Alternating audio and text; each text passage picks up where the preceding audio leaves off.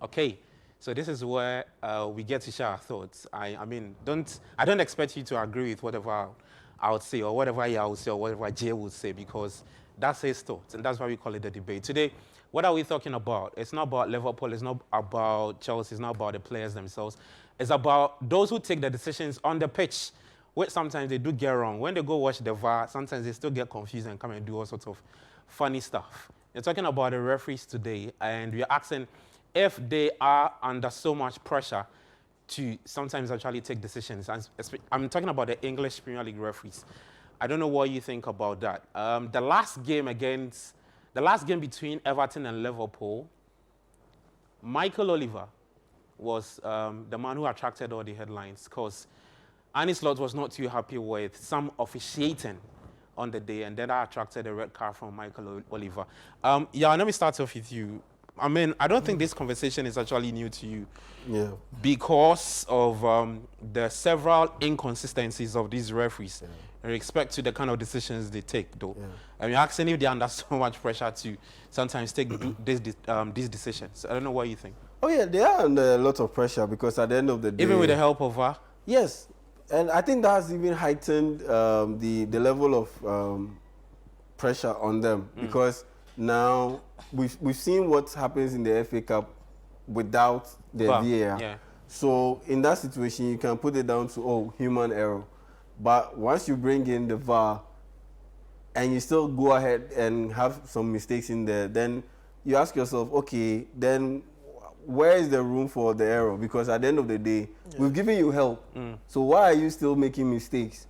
But I honestly believe it's just down to the way even the VAR is set up. So I'm not a big fan of the English Premier League version of the usage of the VAR. Yeah. I'm in support of the UEFA Champions League style or the La Liga. Yeah. The semi-automated. Yeah. So they draw a screen. It's a simple screen. If your body breaches the screen, that's it. No long talks. It's an offside. Nothing. We've seen the La Liga several games where a toe, the tip of a toe, across the red line. It breached the screen. It's an offside. It doesn't stand. It's that simple. But with the EPL, with the VAR in the EPL, you see a red line, you see a green line, you see a blue line. Offside. So if it's red, it's offside. If it's blue, you are onside. And if it's green, there's this thing they call benefit of doubt, where it's in between. So benefit of doubt. Once you bring in that benefit of doubt, what's that supposed to mean?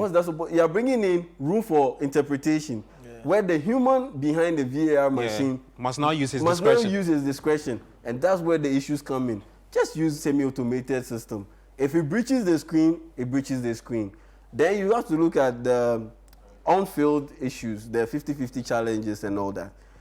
I honestly believe this particular game, the Liverpool game, I think referees are under so much pressure. I think sometimes they should bring in more referees because I feel like they are getting burnt out because there's so much pressure in the modern game. There's so many things to do and to get right that I think it just wears them out because you have a certain set of referees who are being rotated the whole time. And every week they have to be on the field. So I think they get burnt out a little bit. And I'll give you an example. The Liverpool-Everton game. In the beginning or the first half, even the early portions of the second half, Michael Oliver's his scores were quite consistent. They were quite okay. I think all his scores were questionable that entire game on both sides, if you ask me. But at the end, then it got a little bit out of hand. Look at that tackle on Mo Salah when he was attacking Everton's goal. It was so clear that this is a foul, but the man waved it off. Yeah, decided to continue playing. That for me was just a little bit over the top, and it just showed that he looks a bit bent out. The pressure from the Arsenal fans, all Man United fans, all criticism, is too much. They need more referees in the system to be able to give these guys a little bit of a break. Because I see them and I see that like these guys, some of them are bent out, and it leads to some of these wrong calls being made. But at the end of the day, like I always say, some of the EPL referees also need to read the room. Read the room in the sense that, yes, we know these are the rules, and you need to apply them down to the letter. But they won't. But But they do it. Sometimes they do it. They do it. Yeah. But you need to read the room. And I always use this example. 2010 World Cup, FIFA World Cup, the final. Spain versus Netherlands. Yeah. Everyone saw that Kung Fu kick Nigel de Jong delivered to Xabi Alonso's chest. That's a straightforward red card. But Howard Webb, who is, funny enough, an English referee, he read the room and noticed that this is the World Cup final. If you give him a red card, you've messed it up. He read the room, he delivered a yellow card. In that sense, I don't even think he got booked though. Yeah. I don't think he got booked. I think they gave him a yellow card. I think he got a yellow card before, Yeah, but something like that. But he didn't get sent off. That's the thing, because he read the room. Okay, in that situation, I've read the rules, I've delivered the punishment, but at the same time, I haven't messed up the game and messed up the occasion and made this game all about me. I think sometimes the referees, the EPL referees, need to know this and find a perfect balance on ironing the tap. Okay. And I think that for me will get No, to but that. just quick thoughts. Yao's last statement, in terms of reading the room, sometimes you find games ending and they are the ones dominating the headlines. I think that's where the problem is, because now some of these EPL referees are beginning to, should I say, take center stage of the game rather than the game being what we are talking about the most.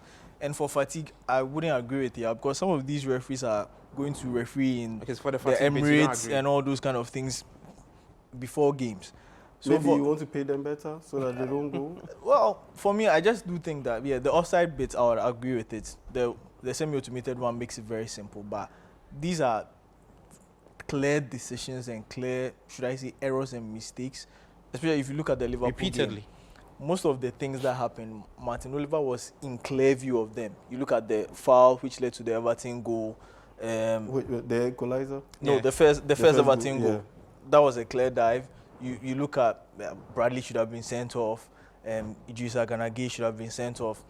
The goal itself, Should have been there chalked up. was a push on Konate. So on both sides, there are so many decisions. You take it back to even last season, Liverpool versus Man City. Okay. A Wrap it stamp, up for me so that- right? I mean, so I do think that some of these decisions, there's supposed to be no pressure on you because there's help. Okay. If you are not sure, the to VAR the will VAR. prompt you to look at it. But I do think sometimes these referees feel like, okay, I've made the decision and it stands by it, and they don't even want to go to VAR because they feel if they go to VAR, it means that they are not doing their job well. Okay. But I mean, it's about getting it right, because if you have a second opinion or a second chance to look at something, there's no way you should be making multiple mistakes. Well, let's see how they fare in the subsequent match weeks. This is how we draw curtains on today's edition of the Premier League Preview Show on Channel 1 TV. Guys, thank you so much. Yeah, Jamie, Emmanuel J. Nobo, the production team, everyone helping us to do this, make it successful. I am Gabriel for back same time next week on this favorite TV station, Channel 1 TV. There is more on radio for you tonight. Take care and bye-bye.